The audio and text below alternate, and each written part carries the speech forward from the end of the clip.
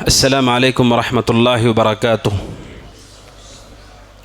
الحمد للہ رب العالمین وصلی اللہ وسلم وبارک علی عبدہ ورسولہ محمد وعلی آلہ وصحبہ اجمعین وعلی من تبعہم بإحسان الی یوم الدین، اما بعد۔ معزز صدر اجلاس، علماء کرام، عزیز بھائیوں، پردہ نشین خواتین اسلام، جیسا کہ آپ نے سنا کہ مجھے جس عنوان کے تحت گفتگو کرنی ہے وہ عنوان ہے بدعات کی تباہ کاریاں۔ یہ اللہ سبحانہ و تعالیٰ کا فضل اور کرم ہے کہ اس نے ہمیں دین اسلام جیسی عظیم نعمت عطا فرمائی۔ کوئی بھی شخص اللہ سبحانہ و تعالیٰ کے یہاں نجات نہیں پا سکتا اس وقت تک جب تک وہ اس دین کو اختیار نہیں کر لیتا۔ اس دین کے علاوہ اب کوئی اور راستہ نہیں ہے انسان کے پاس جس کے ذریعے وہ اللہ سبحانہ و تعالیٰ کو خوش کر سکے، اللہ تعالیٰ کو راضی کر سکے۔ یہی ایک دین ہے دین اسلام، جس سے اللہ سبحانہ و تعالیٰ راضی ہوگا۔ اور اس دین کی یہ خوبی ہے کہ اللہ تعالیٰ نے اس دین میں ساری بھلائیاں واضح کی ہیں اور ساری برائیاں جسے انسانوں کو بچنا چاہیے واضح کر دیا ہے۔ اس میں کوئی کمی اور کوئی نقص باقی نہیں رہا۔ اللہ سبحانہ و تعالیٰ نے اس دین کو کامل اور مکمل کیا ہے، اور یہ بات ہم میں سے ہر شخص کہتا ہے کہ دین اسلام کو اللہ نے مکمل کر دیا۔ قرآن مجید کی آیت اللہ کے نبی کی زندگی ہی میں نازل ہو گئی، الیوم اکملت لکم دینکم واتممت علیکم نعمتی ورضیت لکم الاسلام دینا، کہ ہم نے اسلام کو مکمل کر دیا ہے۔ یہ جو نعمت ہے اس کو پورا کر دیا گیا ہے، لیکن اس جملے کا وزن کیا ہے کہ اللہ تعالیٰ کا دین کامل اور مکمل ہے، اس کا وزن کیا ہے ہمیں اس کا اندازہ نہیں۔ اگر ہمیں اس کا اندازہ ہوگا تو پھر آج ہم اپنی آنکھوں سے سماج میں پائی جانے والی کسی بدعت کو نہیں دیکھتے۔ لوگوں نے اس جملے کے وزن کو نہیں پہچانا کہ اللہ سبحانہ و تعالیٰ نے نبی کی زندگی میں کہا کہ دین کو پورا کر دیا گیا ہے اور اللہ تعالیٰ اس دین سے راضی ہے، اور یہی وہ دین ہے جو آپ کو اللہ تبارک و تعالیٰ کے قریب کر سکتا ہے۔ اس کامل اور مکمل دین میں بدعات کا اضافہ ہوا، اور شدید ترین بدعات، اور ایسی بدعات کہ انسان اپنی آنکھوں سے دیکھتا ہے۔ لوگ فرقوں میں بٹے ہوئے ہیں، مسلکوں میں بٹے ہوئے ہیں، عقائد مختلف ہیں، احکامات مختلف ہیں، اور لوگوں کا تعامل ایک دوسرے کے ساتھ کس طرح سے ہے۔ یہ سارا کچھ کیسے ہوا؟ جب لوگوں نے اللہ سبحانہ و تعالیٰ کے اس مکمل دین کے اندر اضافے کیے، تب جا کر یہ ساری چیزیں وجود میں آئی ہیں۔ سب سے پہلی بات ہر مومن کو یہ جان لینا چاہیے کہ اللہ سبحانہ و تعالیٰ نے اس دین کو مکمل کر دیا ہے، اس میں کمی اور زیادتی کی کوئی گنجائش باقی نہیں رہی ہے۔ ہمارے اوپر جو ذمہ داری ہے وہ صرف ایک ذمہ داری ہے، وہ ہے تسلیم، کہ ہم اسے تسلیم کریں، مانیں اور اس پر عمل کریں۔ یہ ہماری ذمہ داری ہے۔ دین میں اضافہ کرنا، دین کو تبدیل کرنا، دین میں کمی بیشی کرنا، اس کی اجازت شریعت اسلامیہ ہمیں نہیں دیتی ہے۔ اور آپ جانتے ہیں دین میں سب سے بدترین بات کیا ہے، سب سے بری بات کیا ہے؟ ہمارے درمیان گناہ تو معروف ہیں کہ یہ بہت بری چیز ہیں، قتل بہت بری چیز ہے، زنا بہت بری چیز ہے، غیبت بہت بری چیز ہے، چوری بہت بری چیز ہے، لیکن کیا آپ جانتے ہیں اسلام کس چیز کو سب سے بدترین کام کہتا ہے؟ وہ کون سا عمل ہے، وہ کون سا کام ہے جسے اسلام سب سے بدترین جرم کہتا ہے؟ اللہ کے نبی علیہ الصلاۃ والسلام سے متعلق جابر بن عبداللہ رضی اللہ تعالیٰ عنہما کہتے ہیں کہ اللہ کے نبی صلی اللہ علیہ وسلم جب خطبہ دیا کرتے تھے، جب آپ خطبہ دیا کرتے تھے، یہ کلمات اللہ کے نبی بیان کرتے تھے، اور آپ میں سے، ہم میں سے ہر شخص جمعہ کے خطبے میں اس کو سنتا ہے۔ کیا کلمات اللہ کے نبی کہتے تھے؟ اللہ کے نبی کہتے تھے خیر الحدیث کتاب اللہ وخیر الہدی ہدی محمد صلی اللہ علیہ وسلم وشر الامور محدثاتها وکل محدثۃ بدعہ وکل بدعۃ ضلالہ۔ اللہ کے نبی علیہ الصلاۃ والسلام ہر خطبہ جمعہ میں یہ کہا کرتے تھے۔ آپ کیا کہتے تھے؟ فإن خیر الحدیث کتاب اللہ، سب سے بہترین بات اللہ کی بات ہے، وخیر الہدی ہدی محمد، سب سے بہترین طریقہ محمد کا طریقہ ہے علیہ الصلاۃ والسلام۔ اور آگے اللہ کے نبی کہتے وشر الامور محدثاتها، سب سے بدترین چیز دین میں اضافہ کرنا ہے۔ شر الامور، جس جرم کو اللہ کے نبی ہر ممبر سے کہا کرتے تھے بدترین چیز کوئی ہے شریعت میں محدثاتها، اس دین میں اضافہ کرنا ہے، اس دین میں بدعت کو ایجاد کرنا ہے۔ اور کہا وَكُلَّ مُحْدَثَةٍ بِدْعَةٍ، ہر اضافہ شدہ چیز بدعت ہے، وَكُلَّ بِدْعَةٍ ضَلَالَةٍ، اور ہر بدعت گمراہی ہے، اور ہر گمراہی انسان کو جہنم میں لے جائے گی۔ سب سے بدترین جرم اللہ کے دین میں اضافہ کرنا ہے۔ کاش کہ مسلمانوں کو اس کا علم ہو۔ آپ چوری اور زنا اور قتل کو برا سمجھتے ہیں، جن سے معصیہ جتنی نافرمانیاں ہیں، کبائر کی جتنی بڑی فہرست آپ کے سامنے ہے، اس سے بدتر جرم اللہ کے دین کو بدلنا ہے، اللہ کے دین میں اضافہ کرنا ہے، ایسے اعمال کو ایجاد کرنا ہے جس کو رسول نے نہیں کیا، صحابہ نے نہیں کیا، اور اعمال کو اضافہ کر کے اسے دین بتا کر پیش کرنا، یہ سب سے بدتر جرم ہے۔ اس کا احساس ہر مسلمان کو ہونا چاہیے۔ جب یہ احساس ہوگا تب ہم اس سب سے بڑے گناہ سے بچیں گے۔ افسوس کی بات کیا ہے جانتے ہیں؟ شیطان نے بھی لوگوں کے ساتھ یہ مکر کیا ہے۔ لوگوں کے درمیان جو دیندار لوگ ہیں وہ گناہوں سے ڈرتے ہیں، کوشش کرتے ہیں کہ اپنے دامن کو گناہوں کی ناپاکی سے بچا لے جائیں۔ وہ عورتوں کی جب بات آتی ہے، مال کی بات آتی ہے، چوری کی بات آتی ہے، وہ اپنے آپ کو بچاتے ہیں، اپنے دامن کو سمیٹتے ہیں کہ کہیں کوئی گناہ نہ کر لے۔ لیکن افسوس کی بات کیا ہے جانتے ہیں؟ ایسا شخص جو نمازی ہے، عبادت گزار ہے، چوری نہیں کرتا، بدکاری سے بچا ہوا ہے، کسی کا مال ناجائز طریقے سے نہیں ہڑپتا، آپ اس کی زندگی میں دیکھیں گے اس کی صبح سے لے کر شام بدعتوں میں ڈوب چکی ہے۔ وہ پل پل اللہ تبارک و تعالیٰ کے دین میں اضافے کرتا ہے، اضافہ شدہ چیزوں پر عمل کرتا ہے، اسے نہیں معلوم کہ یہ گناہ ہے، جبکہ اللہ کے نبی ممبر سے ہر خطبے میں آپ کہتے تھے شر الامور محدثاتها، سب سے بدترین بات اللہ کے دین میں اضافہ ہے۔ یہ پیغام ہمارے دل میں ہمیشہ ہونا چاہیے کہ اللہ کے دین میں اضافہ یہ سب سے بدترین جرم ہے۔ وہ لوگ جو اللہ کو راضی کرنا چاہتے ہیں، خوش کرنا چاہتے ہیں، وہ چوکنا رہیں۔ ایسا کوئی عمل مت کیجیے، ایسا کوئی کام مت کیجیے جو ثابت نہ ہو شریعت میں اور اسے دین سمجھ کر آپ عمل کر رہے ہوں۔ اسے اپنے آپ کو بچائیے، کیونکہ اللہ کے نبی نے کہا شر الامور محدثاتها، سب سے بدترین بات اللہ کے دین میں اضافہ کرنا ہے۔ اور شریعت اسلامیہ کہتی ہے، اللہ کے نبی علیہ الصلاۃ والسلام نے صاف لفظوں میں کہا، بخاری مسلم کی روایت میں عائشہ صدیقہ رضی اللہ عنہ کہتے اللہ کے نبی نے کہا من عمل عملا لیس علیہ امرنا فہو رد، آپ نے کہا جس نے بھی کوئی عمل کیا ہو، من عمل عملا، اس جملے کی وضاحت کیا ہے؟ من عمل عملا، جس نے بھی کوئی بھی عمل کیا ہو، کوئی بھی شخص ہو، چاہے مرد ہو کہ عورت ہو، جانکار ہو کہ جاہل ہو، کوئی بھی شخص عمل عملا، عمل کرتا ہے ثواب کی نیت سے، اللہ کو راضی کرنے کے لیے، کوئی بھی ہو، اگر وہ عمل کرتا ہے کوئی بھی شخص لیس علیہ امرنا، جو ہمارے دین کے مطابق نہیں ہے، امرنا سے مراد شریعتنا، ہمارے شریعت کے مطابق نہیں ہے، فہو رد، اللہ اس عمل کو رد کر دیتا ہے۔ اللہ تعالیٰ یہ نہیں دیکھتا آپ کتنے مخلص ہیں، آپ نے کس لیے عمل کیا ہے۔ اللہ کے نبی نے بغیر کسی قید کے کہا جو بھی عمل کرتا ہے جو ہمارے شریعت کے مطابق نہ ہو، نبی کے طریقے کے مطابق نہ ہو، فہو رد، اللہ اس عمل کو رد کر دیتا ہے۔ اللہ کے نبی علیہ الصلاۃ والسلام نے صاف لفظوں میں اپنی زندگی میں بدعات سے لوگوں کو ڈرایا ہے۔ یہ بدترین چیزیں ہوتی ہیں۔ میرا جو اصل عنوان ہے وہ کیا ہے؟ بدعات کی تباہ کاریاں کیا ہیں۔ آپ نے سنا کہ بدعت سب سے بدترین چیزوں میں سے ہے، گناہوں سے بڑی چیز ہوتی ہے بدعت۔ اس کی تباہ کاری کیا ہے؟ اہل علم نے بہت ساری تباہ کاریاں ذکر کی ہیں۔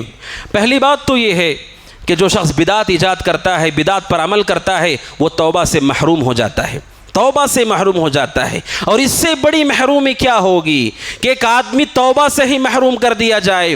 یہ اللہ کے نبی نے فرمایا ان اللہ حجب التوبۃ عن کل صاحب بدعۃ حتی یدعها، اللہ کے نبی نے کہا اللہ تعالیٰ نے توبہ کو ہر بدعتی سے روک کر رکھا ہے۔ بدعتی توبہ نہیں کرتا، انہیں توبہ کی توفیق نہیں ہوتی عام طور پر۔ کیوں؟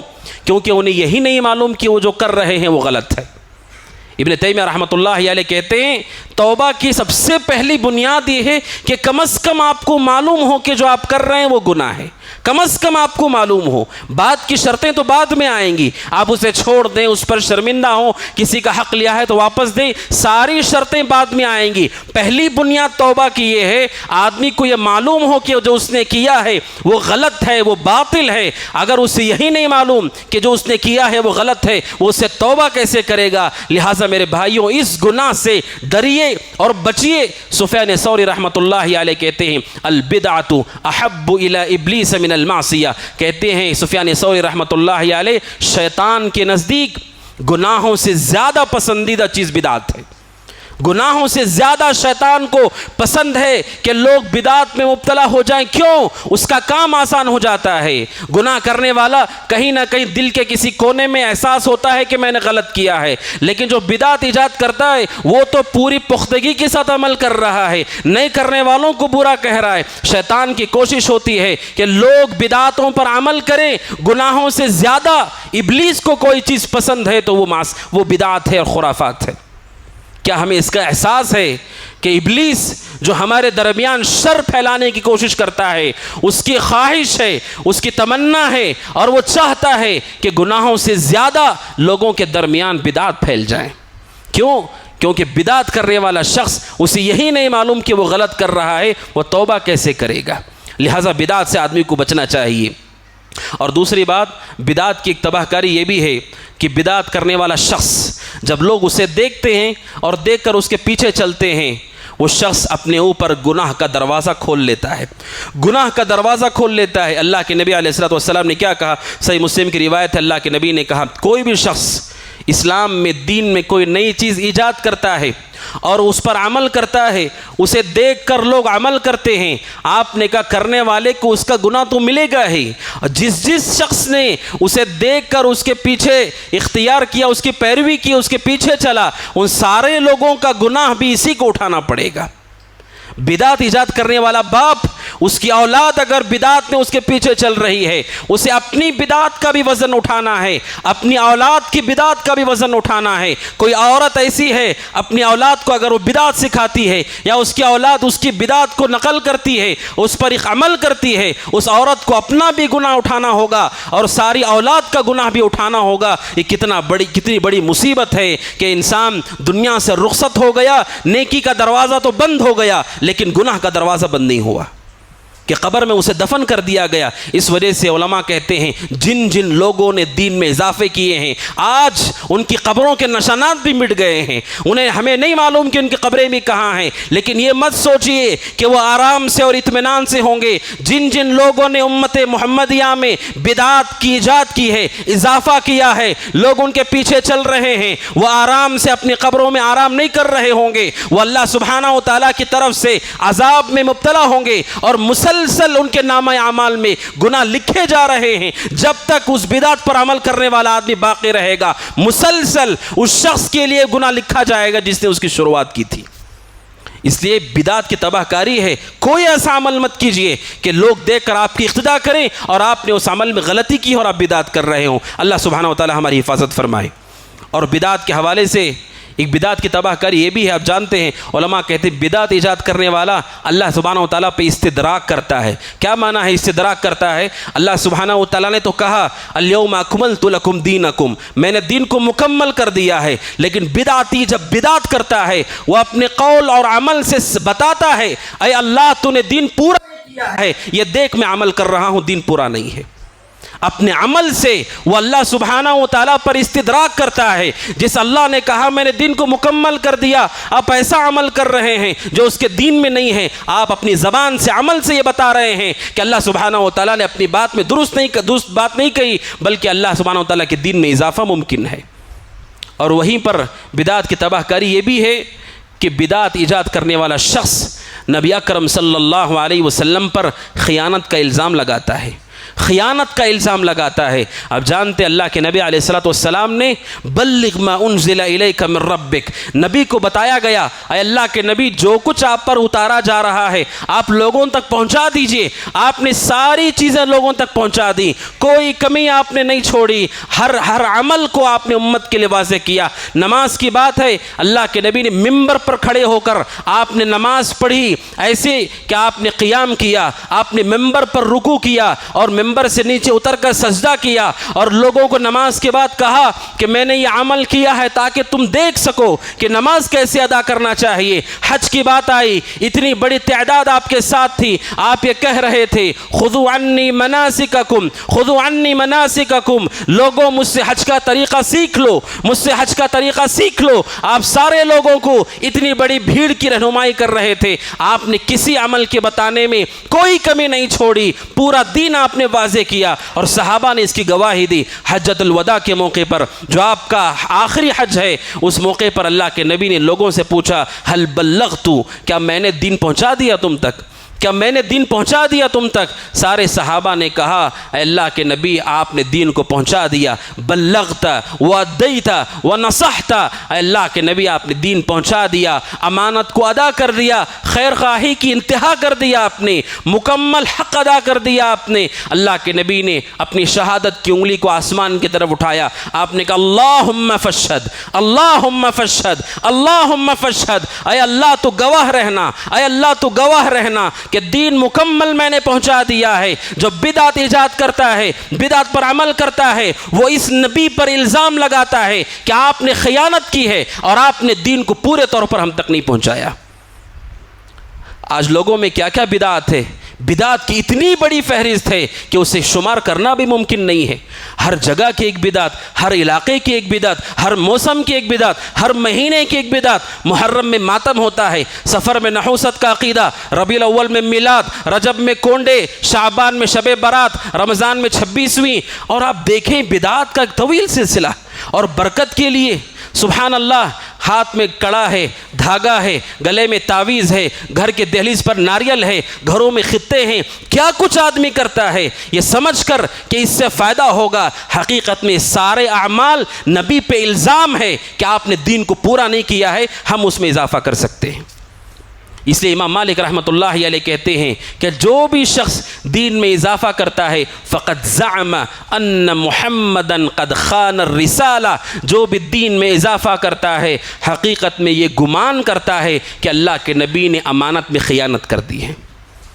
اس لیے اس گناہ سے بچیے کہ کم از کم گناہ کرنے والا آدمی جو شراب پیتا ہے، گالی دیتا ہے، غیبت کرتا ہے، اسے محسوس ہوتا ہے کہ اس نے غلط کیا ہے، لیکن بدعات یہ ایسی مصیبت ہے کہ انسان کو اندازہ بھی نہیں ہوتا ہے کہ کتنا بڑا یہ جرم ہے۔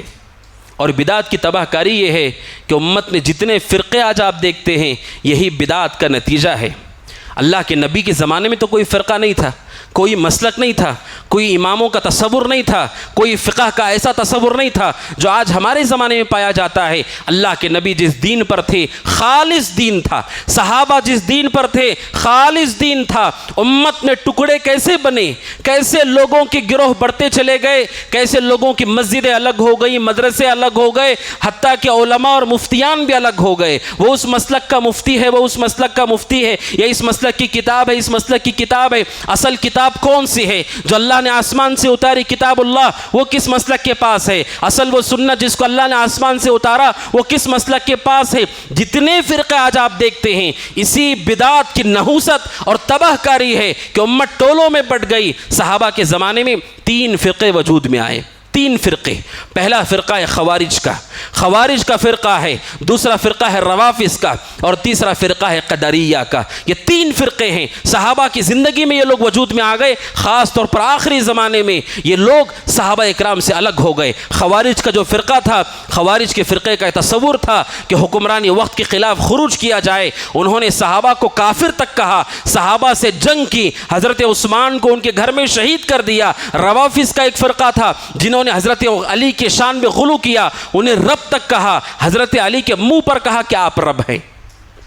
قدریہ کا فرقہ جنہوں نے کہا تقدیر نامی کوئی چیز نہیں. صحیح مسلم کی سب سے پہلی حدیث، صحیح مسلم کی سب سے پہلی حدیث پڑھیے. عبداللہ بن عمر کعبے کا طواف کر رہے تھے، دو لوگ عبداللہ بن عمر کے پاس آئے، عبداللہ بن عمر سے ملاقات کی، کہا کہ ہم آئے ہیں عراق سے، وہاں کا حال یہ ہے کہ کچھ لوگ دیندار ہیں، علم کا دعوے دار ہیں، ان کا معاملہ یہ ہے، وہ لوگ کہتے ہیں اللہ تبارک و تعالیٰ کو ہمارے بارے میں پہلے سے علم نہیں ہوتا ہے، تقدیر نامی کوئی چیز نہیں ہے. عبداللہ بن عمر طواف کر رہے تھے. صحیح مسلم کی پہلی حدیث ہے. عبداللہ بن عمر نے یہ نہیں پوچھا ان کے بارے میں کہ ان کی عبادتیں کیسی ہیں، ان کے اعمال کیسے ہیں، چونکہ یہ طبقہ بدعتی طبقہ تھا. حضرت عبداللہ بن عمر نے کہا جاؤ انہیں بتاؤ کہ میں ان سے بری ہوں، وہ مجھ سے بری ہیں، میرا ان سے کوئی تعلق نہیں، ان کا مجھ سے کوئی تعلق نہیں ہے. اور ان سے کہو کہ اب اگر تم احد پہاڑ کے برابر بھی سونا خرچ کرو گے اللہ اسے قبول نہیں کرے گا جب تک تم تقدیر پر ایمان نہیں لاؤ گے. یہ ساری بدعتیں گروہ صحابہ اکرام کی عہد میں شروع ہوئے. کیسے؟ انہی بدعت کا نتیجہ ہے. صحابہ اکرام کی جماعت حق پر رہی اور وہی جماعت حق پر ہے جو صحابہ کے طریقے پر باقی ہے، اور وہ جماعت جو صحابہ کے طریقے پر نہیں اس کا کوئی بھی نام ہو وہ باطل ہے. اللہ کے نبی علیہ الصلوۃ والسلام نے انہی فرقوں کے بارے میں پیشن گوئی کرتے ہوئے فرمایا، آپ نے کہا ان قریب میری امت میں 73 فرقے ہوں گے. جس طرح یہود کے 71 ہوئے، نصارہ کے 72 ہوئے، آپ نے کہا میری امت میں 73 فرقے ہوں گے. یہ اللہ کے نبی نے پیشن گوئی کی کہ امت میں بعد میں ایسا ہونے والا ہے. صحابہ کرام نے پوچھا اللہ کے نبی کون سا فرقہ ہے جو کامیاب ہونے والا ہے؟ آپ نے کہا ما انا علیہ اليوم واصحابی، جس پر آج میں ہوں اور میرے صحابہ ہیں. آپ تصور کر کے دیکھو جس وقت اللہ کے نبی زمین پر موجود تھے، آپ کے صحابہ آپ کے ساتھ تھے، اس وقت دین کیا تھا، دین کی کیا شکل تھی؟ آج آپ جو دیکھ رہے ہیں کہ اتنی شکلیں دین کی تھی، اس شکل کو حق کہا گیا ہے. اور کہا اللہ کے نبی نے جو اس طریقے پر ہوگا وہی فرقہ کامیاب ہونے والا ہے. بدعت کی نحوست ہے کہ بدعت کی وجہ سے امت کے ٹکڑے ٹکڑے ہو گئے.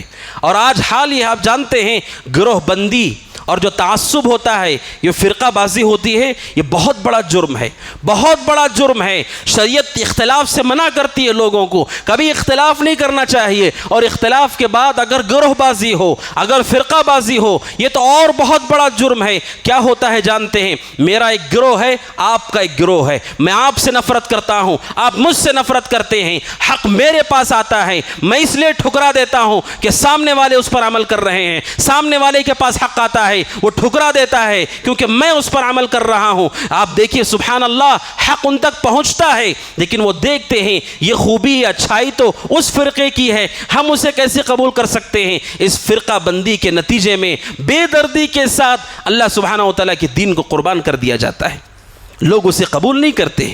گروہ بندی، یہ فرقہ بندی اسی بدعت کا نتیجہ ہے. لہٰذا میرے بھائیوں، اس بدعت کی تباہ کاری سے آپ اپنے آپ کو بچائیے. کوئی بھی مسئلہ، کوئی بھی معاملہ ہوتا ہے، ہمارے درمیان میں ایسا کبھی کبھی ہوتا ہے کہ کوئی مسئلہ ہوتا ہے، بسا اوقات تو فقہی مسئلہ ہوتا ہے، فقہی مسئلہ ہوتا ہے. فقہی مسئلے کے بارے میں آپ جانتے ہیں، فقہی مسئلے کا ایک حصہ ایسا ہے جس میں کشادگی ہوتی ہے. اگر کوئی کرے تو اچھی بات ہے، اگر کوئی نہیں کرتا کوئی حرج کی بات نہیں. اگر کرے تو زیادہ ثواب ملے گا، نہیں تو کم ثواب ملے گا. بسا اوقات ایسے مسائل کو لے کر گروہ بندی ہونے لگتی ہے، اور ایسی گروہ بندی ہوتی ہے کہ اس کے بعد جو اس گروہ میں ہوتا ہے جو اپنے آپ کو حق پر سمجھتا ہے، جو اس گروہ میں نہیں ہے وہ باطل پر ہے. یہ بہت مذموم چیز ہے. گروہ بندی سے اپنے آپ کو بچائیے، کتاب و سنت سے جوڑ کر رکھیے، علماء سے جوڑ کر رکھیے. کوئی ایسا مسئلہ نہیں ہے جس کا کتاب و سنت میں حل نہ ہو، کتاب و سنت میں حل نہ ہو. مسجد میں، اداروں میں اور شہر میں اور سماج میں الگ الگ مسائل اور اس کے اوپر فرقہ بندی اور اس کے لیے تعصب، حق کے واضح ہونے کے باوجود یہ بدعت کی تباہ کاری ہے. میرے بھائیوں، مومن کو کبھی ایسا نہیں ہونا چاہیے. بدعت سے اپنے آپ کو بچائیے. اور آپ جانتے ہیں بدعت دنیاوی مصیبت کی بنیاد ہے، دنیاوی مصیبت کی بنیاد ہے. قرآن مجید کی آیت ہم پڑھتے ہیں اور سنتے ہیں، وما اصابکم من مصیبت فبما کسبت ایدیکم. اللہ کہتا ہے جو بھی تمہیں مصیبت پہنچتی ہے وہ تمہارے اپنے ہاتھوں کی کمائی ہے. تو ہمارا ذہن جاتا ہے یہ ہمارے گناہ ہیں. کون سے گناہ ہیں؟ وہی جو کبیرہ گناہ ہیں، آدمی چوری، جھوٹ، غیبت، زناکاری، سود وغیرہ. لیکن آپ جانتے ہیں سب سے بڑا سبب امت اسلام پر مصیبتوں کے آنے کا ہے وہ اللہ سبحانہ و تعالیٰ کے دین میں بدعت ہے. سب سے بڑا سبب ہے یہ.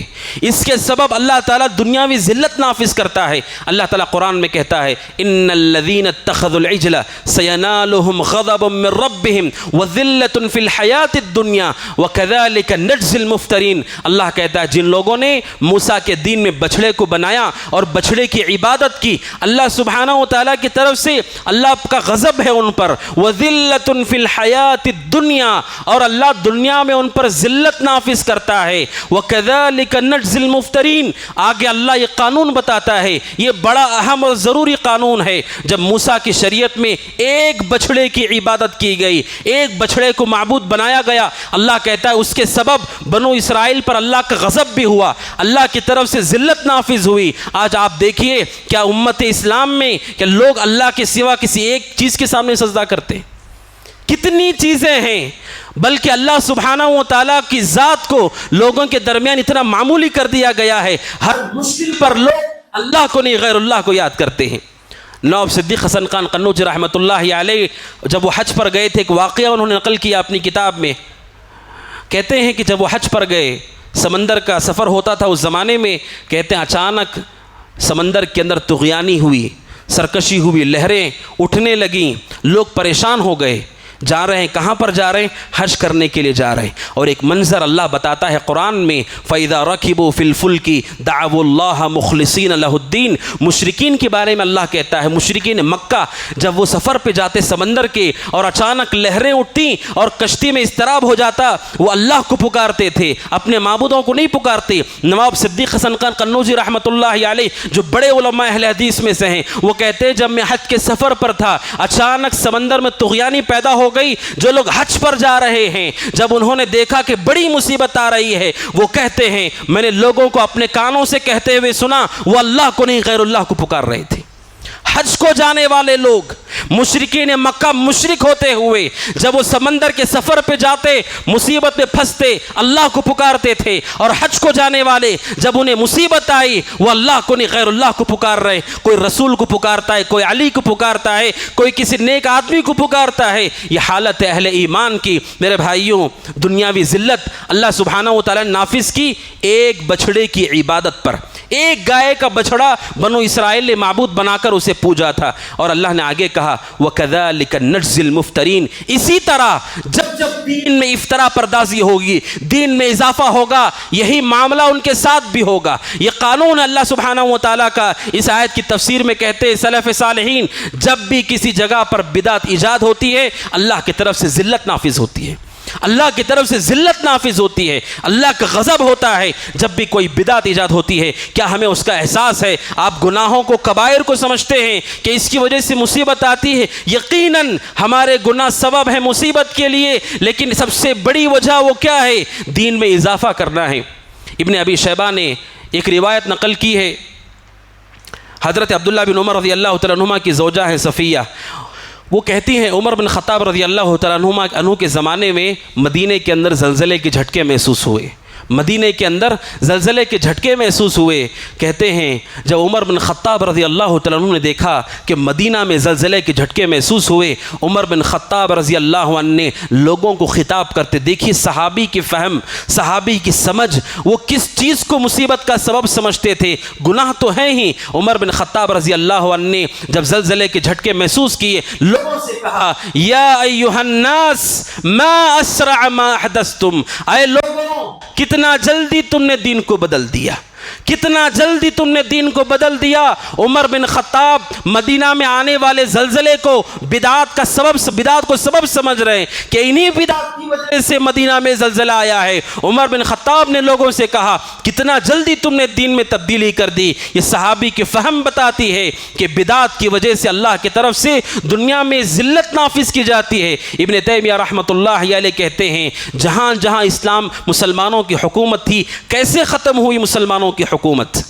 جہاں جہاں مسلمان اقتدار میں تھے، چاہے وہ عرب ہو، شام ہو، عراق ہو، مصر ہو، کیسے حکومت ختم ہوئی؟ ابن تیمیہ رحمۃ اللہ علیہ کہتے ہیں جس علاقے میں بدعتوں کا انتشار ہوا اور بدعتیں غالب ہو گئیں اس طرح سے کہ توحید اور سنت کمزور ہو گئے، جب خرافات غالب ہو گئیں، اللہ سبحانہ و تعالیٰ نے اس معاشرے پر ظالموں کو مسلط کر دیا.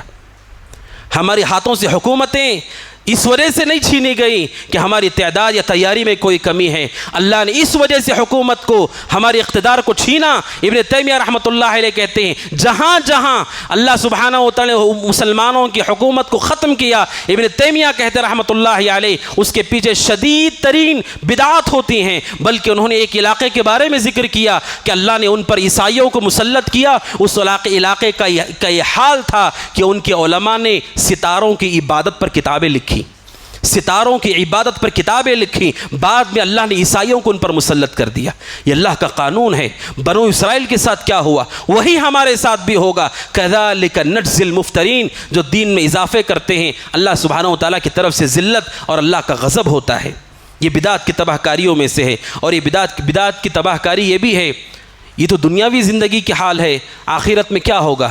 آخرت میں کیا ہوگا؟ نبی اکرم صلی اللہ علیہ وسلم خود بیان کرتے ہیں، بخاری مسلم کی روایت ہے، آپ نے کہا نفرتکم علی الحوض، اللہ کے نبی اپنی امت سے پہلے حوض کوثر پر رہیں گے، پیش رو ہوں گے۔ اللہ کے نبی امت سے پہلے حوض کوثر پر رہیں گے، امت کو پلانے کے لیے حوض کوثر پر۔ آپ نے اس پانی کے بارے میں کہا ایسا پانی کہ اگر کوئی پی لے اس کے بعد کبھی پیاسا نہیں رہے گا، کبھی اسے پیاس نہیں لگے گی، ایسا پانی اس حوض کوثر میں ہوگا۔ اللہ کے نبی فرماتے ہیں علیہ الصلوۃ والسلام کہ اچانک میں دیکھوں گا کہ لوگ آ رہے ہیں، میری امت کے ہوں گے، میں انہیں پہچانوں گا۔ اللہ کے نبی کیسے امت کو پہچانیں گے؟ اعضائے وضو کے ذریعے سے۔ اللہ کے نبی نے فرمایا علیہ الصلوۃ والسلام جو ہم وضو کرتے ہیں، وضو کے اتنے اعضاء، ہمارے ہاتھ اور چہرہ اور پیر، اللہ کے نبی نے فرمایا قیامت کے دن یہ چمک رہے ہوں گے۔ اللہ کے نبی فرماتے ہیں میں اپنی امت کو پہچانوں گا، اور جب وہ میرے قریب آئیں گے فرشتے انہیں دھکے مار کر دور کریں گے، فرشتے انہیں دھکے مار کر دور کریں گے، تو میں ان سے کہوں گا یہ میری امت ہے،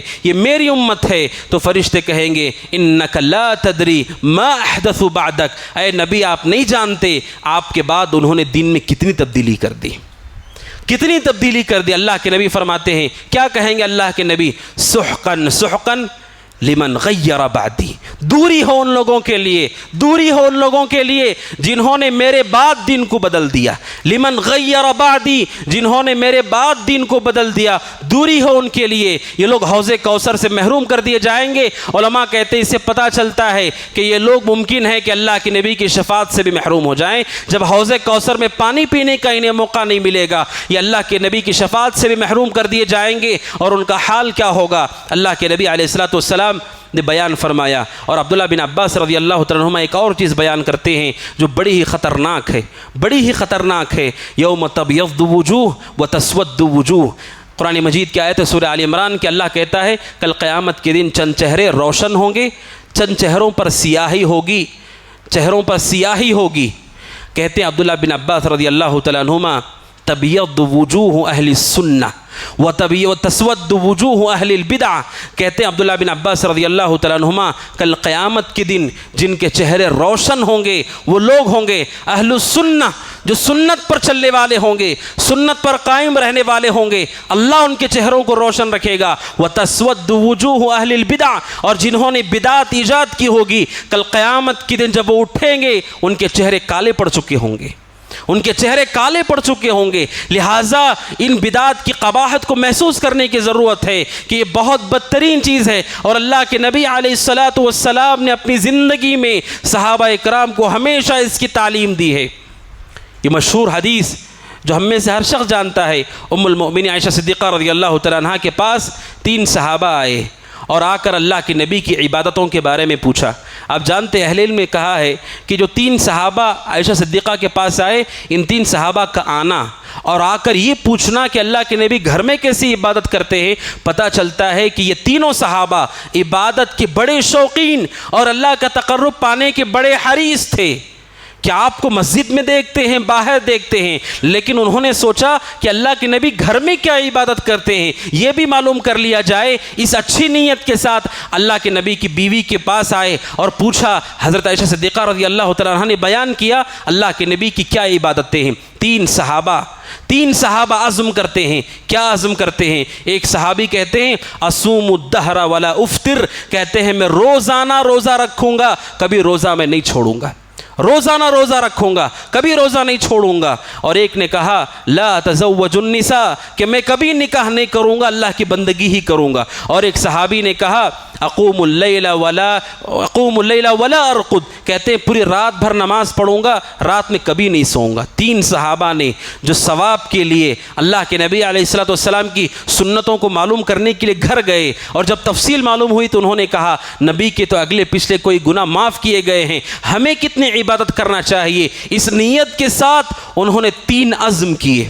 ایک نے کہا کہ وہ ہمیشہ روزہ رکھے گا، کبھی روزہ نہیں چھوڑے گا۔ ایک نے کہا رات بھر نماز پڑھوں گا، کبھی نہیں سوؤں گا۔ ایک نے کہا کہ میں نکاح نہیں کروں گا۔ جب اللہ کے نبی کو پتہ چلا، اللہ کے نبی ممبر پر آئے، اللہ کے نبی ممبر پر آئے۔ مسئلہ ہوا تھا گھر میں، لیکن اللہ کے نبی ممبر پر آئے، کیوں؟ امت کو تعلیم دینے کے لیے کہ بدعات کا معاملہ کتنا خطرناک ہے اور سنت کی اتباع ضروری ہے۔ گھر میں جو مسئلہ ہوا تھا، اللہ کے نبی ممبر پر آئے اور آ کر آپ نے کہا اما واللہ انی اخشاکم للہ واتقاکم لہ، آپ نے کہا خبردار، سب سے زیادہ کوئی اللہ سے ڈرتا ہے تو میں ہوں، سب سے زیادہ جس کے اندر خشیت ہے وہ میں ہوں۔ آپ نے کہا میرا معاملہ یہ ہے کہ میں روزہ رکھتا بھی ہوں، چھوڑتا بھی ہوں، نفلی روزے رکھتا بھی ہوں، چھوڑتا بھی ہوں، رات میں تہجد پڑھتا بھی ہوں، آرام بھی کرتا ہوں، اور میں نے نکاح بھی کیے ہیں۔ اور آپ نے ممبر سے کہا من رغب عن سنتی فلیس منی، آپ نے کہا جو میری سنتوں سے اعراض کرے وہ مجھ میں سے نہیں ہے، وہ مجھ میں سے نہیں ہے۔ سوچئے یہ بات اللہ کے نبی نے کن سے کہی ہے؟ وہ 3 صحابہ جنہوں نے نیکی کا عزم کیا، لیکن اللہ کے نبی کا طریقہ اس کے موافق نہیں نکلا۔ اللہ کے نبی نے ان لوگوں سے کہا من رغب عن سنتی فلیس منی، جو میری سنت سے اعراض کرے وہ مجھ میں سے نہیں ہے۔ علماء کہتے ہیں اس سے پتہ چلتا ہے کوئی بھی شخص جو حق پر باقی رہنا چاہتا ہے، حق پر چلنا چاہتا ہے، اس کے لیے ضروری ہے اخلاص کے ساتھ اللہ کے نبی علیہ الصلوۃ والسلام کے طریقے کو اختیار کرے۔ اور اللہ کے نبی علیہ الصلوۃ والسلام نے جب صحابہ کو بتایا من رغب عن سنتی فلیس منی، جو میری سنت سے اعراض کرے وہ مجھ میں سے نہیں ہے۔ آپ سوچئے نماز پہلے سے ثابت ہے، اللہ کے نبی نماز پڑھتے تھے، صحابہ بھی نماز پڑھتے تھے، روزہ پہلے سے ثابت ہے، آپ بھی روزہ رکھتے تھے، صحابہ بھی روزہ رکھتے تھے، نکاح اللہ کے نبی نے کیا ہے، صحابہ نے بھی کیا ہے۔ ان 3 چیزوں میں جب صحابہ نے عزم کیا وہ سنت سے موافق نہیں نکلا تو اللہ کے نبی نے ایسی بات کہی۔ ایسے اعمال جو آج امت میں پائے جاتے ہیں جو دور دور سے کہیں بھی شریعت کے اعمال سے مشابہت نہیں رکھتے، سوچی کہ اللہ سبحانہ و تعالیٰ اسے قبول کرے گا؟ کیا وہ اللہ کے پاس قبولیت کا درجہ پائیں گے؟ لہٰذا اللہ کے بندوں، اللہ کے نبی کی سنتوں کو لازم پکڑو اور ہر طرح کی گمراہی سے، بدعات سے اپنے آپ کو بچاؤ، اپنے گھر والوں کو بچاؤ، اپنے آپ کی تربیت کرو کہ بدعات سے آپ بھی دور رہو، آپ کے گھر والوں کی تربیت کرو وہ بھی دور رہیں۔ یہ سب سے بڑا تقاضا ہے اس دور کا، جب بدعاتیں منتشر ہو چکی ہیں، پہچاننا مشکل ہو چکا ہے۔ لوگ ایسے اعمال کو ثواب کے لیے ہمارے واٹس ایپ پر، ہمارے فیس بک پر میسیج آتا ہے، کوئی رسالہ بھیجتا ہے ایسا تم کرو گے تمہیں ایسا ہو جائے گا، تم اس پر عمل کرو گے تمہیں ایسا مل جائے گا۔ بلکہ سبحان اللہ لوگوں کی اتنی جرت ہے کہ حدیث جو من گھڑت حدیث ہے، جھوٹی حدیث ہے، اس کے نیچے لکھتے ہیں صحیح بخاری، اس کے نیچے لکھتے ہیں صحیح بخاری۔ ہمیں نہیں معلوم، آپ کو نہیں معلوم کہ کیسے معلوم کرنا ہے کہ یہ روایت بخاری میں ہے کہ نہیں ہے۔ وہ اللہ کا بندہ آنکھ بند کر کے اس پہ عمل کر رہا ہے کہ وہ اللہ کے پاس اجر کا حقدار ہوگا۔ بدعتی سے بد نصیب کوئی نہیں ہو سکتا ہے۔ وہ اس کی مثال ایسے مزدور کی ہے جو دن بھر مزدوری کرتا ہے، کوئی مزدوری کی اجرت اسے نہیں ملتی ہے، کوئی اجرت اسے نہیں ملتی ہے۔ آپ عمل کر رہے ہیں، جو عمل ثابت ہی نہیں اس پر کوئی اجر اللہ تعالیٰ آپ کو عطا نہیں کرے گا۔ لہذا سنتوں کی طرف آنے کی ضرورت ہے۔ اور آخر میں اللہ کے نبی علیہ الصلوۃ والسلام کی اس حدیث سے میں اپنی بات کو ختم کرتا ہوں، جو حدیث ہماری اہل الحدیث کے لیے بہت بڑی نعمت ہے اللہ سبحانہ و تعالیٰ کی۔ اور جو شخص اس حدیث کو حرز جاں بناتا ہے، اپنی نگاہوں کے سامنے رکھتا ہے، اللہ تعالیٰ اپنی فضل و توفیق سے اسے گمراہی سے بچا کر رکھتا ہے۔ وہ حدیث ابو داؤد کی وہ حدیث ہے، ارباز بن ساریہ رضی اللہ عنہ کہتے ہیں اللہ کے نبی علیہ الصلوۃ والسلام نے ہمیں ایک دن نصیحت کی، ایسی نصیحت کی ہم سب رونے لگے، ہماری آنکھوں سے آنسو بہنے لگے، ہمارے دل کانپ اٹھے۔ ایک صحابی کھڑے ہوئے، انہوں نے کہا کأنہ موعظۃ مودع فاوصنا، اے اللہ کے نبی ایسے محسوس ہوتا ہے آپ ہمیں چھوڑ کر جا رہے ہیں، آپ ہمیں وصیت کیجیے، آپ ہمیں وصیت کیجئے۔ اللہ کے بندوں، نبی کی اس وصیت کو غور سے سنو اور دوسروں تک پہنچاؤ۔ اللہ کے نبی کی نصیحت اور وصیت۔ ایک صحابی نے پوچھا، اللہ کے نبی ایسے لگتا ہے آپ ہمیں چھوڑ کر جا رہے ہیں، فاوصنا، آپ ہمیں وصیت کیجئے۔ اللہ کے نبی نے اس ایک حدیث میں گمراہی کو بھی بتایا، گمراہی سے نجات کا راستہ بھی بتایا، استقامت کو بھی بتایا۔ آپ نے فرمایا علیہ الصلوۃ والسلام، اوصیکم بتقوی اللہ، میں تم سب کو اللہ کے تقوی کی وصیت کرتا ہوں۔ اللہ سے ڈرو اپنی زندگیوں میں، والسمع والطاعہ وان کان عبدا حبشیا، اور اپنے حکمرانوں کی اطاعت کرو۔ مسلم حکمران اگرچہ کہ وہ حبشی غلام کیوں نہ ہو، اگر وہ تم پر مسلط کر دیا گیا، اگر وہ حاکم ہے، اس کی اطاعت کرو۔ اور آگے آپ نے کہا فإنه من يعش منكم بعدي فسيرى اختلافا كثيرا، جو میرے بعد جیے گا بہت سارے اختلافات دیکھے گا۔ اور اللہ کے نبی نے سچ کہا، واللہ ایسا اختلاف، ایسا شدید اختلاف، فرقوں کی جو شکلیں ہم دیکھ رہے ہیں، کتنے ایسے لوگ ہیں جو اسلام کے قریب آئے، اس فرقہ بندی کو دیکھ کر واپس چلے گئے۔ جس کا وبال کس کے اوپر ہوگا؟ ابن قیم رحمۃ اللہ علیہ کہتے ہیں، بدعت ایجاد کرنے والے کو جہاں بدعت کا گناہ ملے گا، وہیں پر جو اس نے اسلام کی شکل بگاڑی ہے اس کا بھی جرم اور یہ گناہ اس کے ذمے لکھا جائے گا کہ اس نے اسلام کی شکل کو بگاڑ دیا۔ یہ ماتم کو دیکھیے، ماتم کو دیکھنے کے بعد کوئی آدمی اسلام میں داخل ہوگا جب وہ دیکھ رہا ہے کہ عقل بوجھ رکھنے والا آدمی چوراہے پر کھڑے ہو کر اپنے آپ کو کاٹ رہا ہے، کیا وہ اسلام میں داخل ہوگا؟ ابن قیم کہتے ہیں بدعت کرنے والے جہاں بدعت کا گناہ انہیں ہوگا، اسلام کو جو انہوں نے بدنام کیا ہے وہ بھی گناہ ان کو ملے گا۔ اسلام کی کیسی شکل ہو گئی؟ اللہ کے نبی نے کہا میرے بعد جو جیے گا بہت سارے اختلافات دیکھے گا۔ اور ایک مسئلہ ہمارے درمیان کیا ہے، ہر ایک کو اتنا جملہ معلوم ہے کہ اللہ کے نبی نے کہا اختلافات ہوں گے، اور اختلافات ہو گئے، امت بھی فرقہ بندی ہو گئی۔ اور لوگ کہتے ہیں کہ دیکھو اتنا اختلاف ہے، اور کچھ لوگ کہتے ہیں یہ علماء کی غلطی ہے، علماء کی غلطی، علماء آپس میں لڑ گئے ہیں اور یہ ان کا معاملہ ہے، انہوں نے ایسے کر دیا۔ اللہ کے نبی نے بیماری بھی بتائی اور اس کا علاج بھی بتایا۔ آپ نے کہا جو میرے بعد جیے گا بہت سارے اختلافات کو دیکھے گا، کیا کرنا چاہیے، کیا علاج ہے؟ آپ نے کہا علیکم بسنتی، آپ نے کہا میری سنت کو لازم پکڑو، میری سنت کو مضبوطی سے پکڑو، وسنت الخلفاء الراشدین المہدیین من بعدی، اور خلفاء راشدین کی سنت کو مضبوطی سے پکڑو، عضوا علیہ بالنواجذ، اپنی داڑھوں سے اسے مضبوطی سے پکڑو۔ اس سے بڑھ کر اور کیا وصیت ہو سکتی ہے کہ نبی نے پہلے ہی بتایا۔ جب صحابی نے پوچھا اللہ کے نبی آپ ہمیں چھوڑ کر جا رہے ہیں، بتائیے وصیت کیا ہے؟ آپ نے بتا دیا امت میں اختلاف ہوگا، اختلافاً کثیرا، بہت زیادہ اختلاف ہوگا، معمولی اختلاف نہیں ہوگا، بہت زیادہ اختلاف ہوگا۔ آگے حل بتایا، میری سنت کو لازم پکڑو، خلفاء راشدین کی سنت کو، کہ نبی نے کیا کیا، صحابہ نے کیا کیا، خلفاء راشدین کی سنت کو لازم پکڑو۔ جب ہمیں معلوم پڑتا ہے کہ سارے صحابہ نے اس پر عمل کیا ہے تو سوچئے اسے ماننا کتنا ضروری ہے۔ آپ نے کہا جب خلفاء راشدین کی بات آئے اسے مضبوطی سے پکڑ لو، جب سارے صحابہ کی بات آ جائے گی کہ سارے صحابہ ایسا ہی عقیدہ رکھتے تھے، ایسا ہی عمل کرتے تھے، کتنے مضبوطی سے اسے تھامنا چاہیے۔ آپ نے کہا علیکم بسنتی وسنت الخلفاء الراشدین المہدیین من بعدی عضوا علیہ بالنواجذ، داڑھوں سے مضبوطی سے پکڑ لو۔ اور ایک چیز سے آپ نے منع کیا، علماء کہتے ہیں استقامت کے لیے سب سے بڑی بنیاد ہے یہ، کوئی آدمی حق پر جمے رہنا چاہتا ہے۔ اللہ کے نبی نے بیماری بتائی کہ اختلاف ہوگا، اور آپ نے حل بتایا سنت کو، آپ کی سنت صحابہ کی سنت کو لازم پکڑو۔ اور استقامت کیسے آپ ہدایت پر باقی رہو گے موت تک، کیسے آپ بدعات سے بچو، کیسے استقامت پر رہو گے؟ آپ نے کہا وَإِيَّاكُمْ وَمُحْدَثَاتِ الْأُمُورِ، اس جرم سے بچو کہ دین میں اضافے نہ کرو، دین میں اضافے نہ کرو۔ إِيَّاكُمْ وَمُحْدَثَاتِ الْأُمُورِ، دین میں اضافے کرنے سے بچو۔ فَإِنَّ كُلَّ مُحْدَثَةٍ بِدْعَةٍ، اور ہر بدعت، ہر اضافہ بدعت ہے، ہر بدعت گمراہی ہے۔ علماء کہتے ہیں کوئی شخص اس وقت تک ہدایت پر نہیں ہو سکتا جب تک وہ بدعت کو چھوڑ نہیں دیتا، بدعت کو نہیں چھوڑے گا وہ ہدایت پر نہیں ہے۔ ہمارے لوگ دیکھتے ہیں ان کی داڑھی، ان کی پیشانی پر سجدے کا نشان، ان کا نورانی چہرہ، سلف کہتے ہیں جو بدعتی ہے اس کے اخلاق شیطان کی طرف سے بچھایا ہوا جال ہے، جس جال سے وہ اہل سنت کا شکار کرتا ہے۔ ان کی داڑیاں اور سجدے اور ان کی پیشانی اور چہرے دیکھ کر آپ سنت چھوڑ دو، یہ شیطان کا مکر ہے کہ بدعتیوں کے اخلاق وہ حقیقت میں شیطان کا جال ہے لوگوں کو پھنسانے کے لیے تاکہ آپ حق میں شک کرنے لگو۔ اللہ کے نبی نے استقامت کے لیے ایک راستہ بتایا، وہ کیا ہے؟ دین میں اضافے کرنے سے بچو، ہر وہ چیز جو اضافہ شدہ ہے اس سے دور رہو، اس پر ثابت قدم رہو گے۔ کوئی اختلاف جب تک زمین آسمان ہے، کوئی اختلاف نقصان نہیں پہنچائے گا۔ لوگوں کی تعداد، لوگوں کی محنت اور کاوش، لوگوں کے نتائج، لوگوں کی محنت کے نتائج، لوگوں کی ظاہری عبادتیں، لوگوں کے اخلاق، یہ کوئی معیار نہیں ہے۔ اگر آدمی بدعت پر ہے، وہ شر الامور محدثاتها، وہ بدترین آدمی ہے، اگرچہ کہ اس کی نمازیں کیوں نہ ہوں، اگرچہ کہ اس کے روزے کیوں نہ ہوں۔ اس کی کیا دلیل ہے؟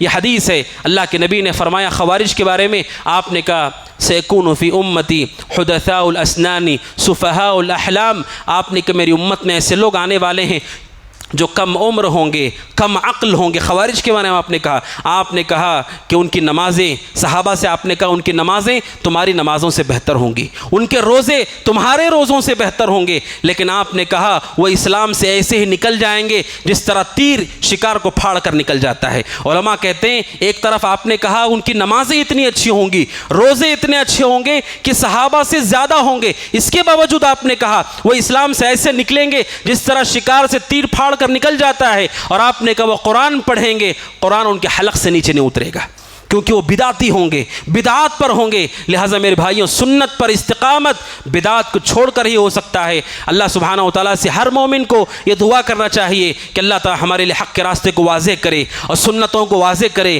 صحابہ کے منہج کو اور ان کے روش کو واضح کرے تاکہ ہم اس پر چل سکیں، اور اللہ تعالیٰ ہر طرح کی بدعات، ضلالت اور گمراہی سے ہم سب کی حفاظت کرے۔ اللہ تعالیٰ ہم سب کو کتاب و سنت کا متبع بنائے۔ اللہ تعالیٰ ساری بدعات اور سارے بڑے گناہوں سے اپنے آپ کو بچانے کی توفیق عطا فرمائے۔ اور جو کبائر کے حوالے سے میں نے کہا، بڑے گناہوں کے حوالے سے، وہ اس پس منظر میں کہ بدعات اس سے بھی بدتر ہوتی ہیں، اس کا یہ معنی نہیں کہ کبیرہ گناہ بھی معمولی ہیں، کبیرہ گناہ بھی بہت بڑا گناہ ہے۔ کبیرہ کہتے ہیں بڑے گناہوں کو، چوری ہو، قتل ہو، زنا ہو، غیبت ہو، یہ سب بڑے بڑے گناہ ہیں۔ اللہ سبحانہ و تعالیٰ اگر چاہے تو اس پر پکڑ ہو سکتی ہے اور عذاب ہو سکتا ہے، لہٰذا ہر گناہ سے بچو اور خاص طور پر بدعات سے اپنے دامن کو بچائے رکھو۔ اللہ سبحانہ و تعالیٰ سے دعا کہ اللہ تعالیٰ ہم سب کو، آپ سب کو کتاب و سنت پر کا متبع بنائے، منہج سلف پر قائم و دائم بنائے۔ اللہ سبحانہ و تعالیٰ ہمارے اخلاق کو، اعمال کو، کردار کو بہتر بنائے۔ اللہ تعالیٰ جب دنیا میں رکھے ایمان پر رکھے، عمل صالح پر رکھے، اپنے پاس بلائے، اس حال میں بلائے اللہ تعالیٰ ہم سے راضی ہو، ہم اللہ سبحانہ و تعالیٰ سے راضی ہوں۔